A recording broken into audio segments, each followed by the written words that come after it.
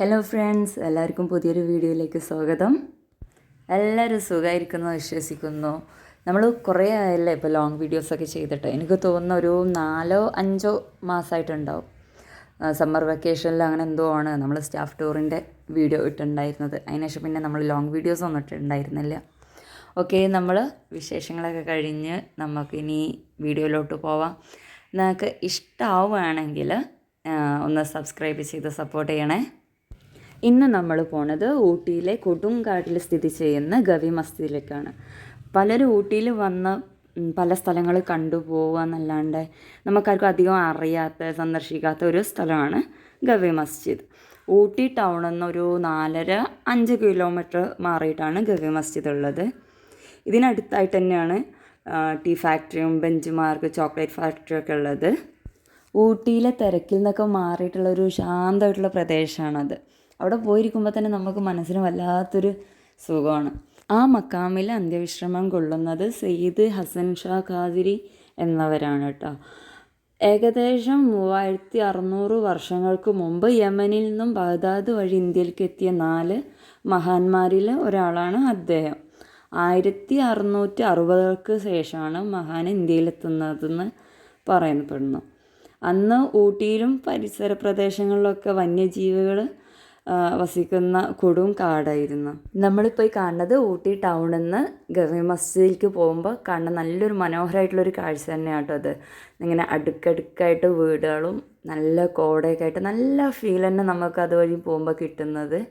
പിന്നെ റോഡ് കുറച്ച് മോശമാണ്. നമ്മളിങ്ങനെ കാണാൻ പറ്റുന്നുണ്ടല്ലോ ക്യാബേജിൻ്റെ കൃഷിയും കാര്യങ്ങളൊക്കെ ആയിട്ട്. ഇവിടേക്ക് വരാൻ വേറെ റോഡുണ്ട്. നമ്മൾ ഊട്ടിയിൽ നിന്ന് കോത്തഗിരി പോകുന്ന റൂട്ട് വന്നാലും നമുക്ക് ഇവിടെ എത്താൻ പറ്റും. ഞങ്ങൾ ഫസ്റ്റ് ടൈം ആയതുകൊണ്ട് അറിയില്ലായിരുന്നു. ഞങ്ങൾ വന്ന് പെട്ടത് ഈ വഴിക്കാണ്. പിന്നെയാണ് അതുവഴി വേറെ റോഡ് ഉണ്ട് എന്നുള്ളത് അറിയുന്നത്.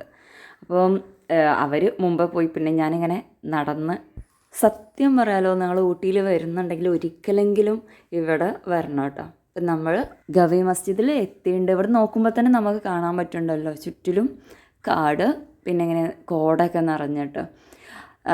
സയ്യിദ് ഹസൻ ഷാ ഖാദിരി വരുന്ന ആ ഒരു ടൈമിൽ ഇവിടെയൊക്കെ കരടികളുണ്ടായിരുന്നു എന്നാണ് പറയുന്നത്. പിന്നെ അദ്ദേഹത്തിൻ്റെ വരവോട് കൂടിയിട്ട് കരടികളൊക്കെ ഇവിടുന്ന് പോയി. എങ്കിലും ഒരു കരടി അദ്ദേഹത്തിന് സേവനം ചെയ്യാനായിട്ട് അദ്ദേഹത്തിൻ്റെ കൂടെ നിന്നിരുന്നു എന്നാണ് പറയപ്പെടുന്നത്. നമ്മളിപ്പോൾ കാണുന്നത് മക്കാമിൻ്റെ ബാക്ക് സൈഡാട്ടോ. ബാക്ക് സൈഡിലേക്കും ഇതുപോലെ തന്നെ ഇങ്ങനെ മരങ്ങളും ഒക്കെ ആയിട്ടുള്ള സ്ഥലമാണ്. ഇവിടെ ഇങ്ങനെ ഒരു തറയിൽ ചിരാതൊക്കെ ഇങ്ങനെ വെച്ചിട്ടുണ്ട്. ഇവിടുന്ന് സ്റ്റെപ്പ് ഇറങ്ങി താഴേക്ക് ഇറങ്ങിയിട്ടുണ്ടെങ്കിൽ നമുക്ക് അദ്ദേഹം നിസ്കരിക്കാൻ ഉപയോഗിച്ചിരുന്ന ഗുഹേൻ്റെ അവിടേക്ക് എത്താൻ പറ്റും. ടിപ്പു സുൽത്താൻ പല ദിക്കുകളിലേക്കും സഞ്ചരിക്കാൻ വേണ്ടിയിട്ട് ഭൂമിൻ്റെ അടിയിൽ കൂടി ഇതുപോലെ ധാരാളം തുരങ്കങ്ങൾ ഉണ്ടാക്കിയിട്ടുണ്ടായിരുന്നു. അതിൽ ഒന്നാണ് ഇത്.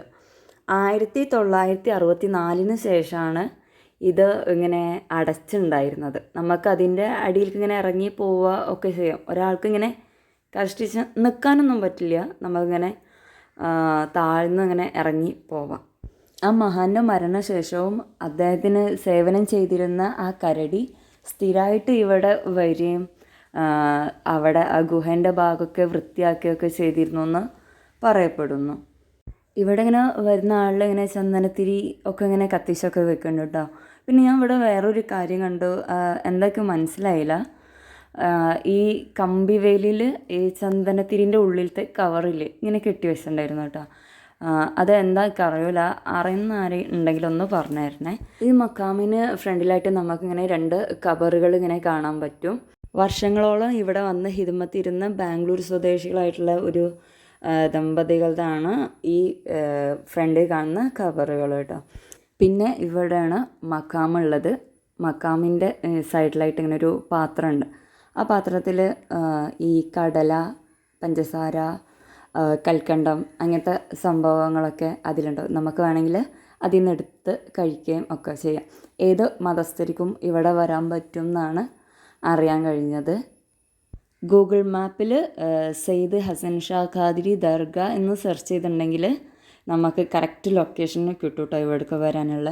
രാവിലെ 7 മണി മുതൽ വൈകുന്നേരം 7 മണി വരെയാണ് സന്ദർശന സമയം. ഇനി നിങ്ങൾ ഊട്ടിയിൽ പോകുന്നുണ്ടെങ്കിൽ ഇവിടെയും കൂടി നിങ്ങളെ പ്ലാനിൽ ഒന്ന് ഉൾപ്പെടുത്താൻ ശ്രമിക്കുക കേട്ടോ.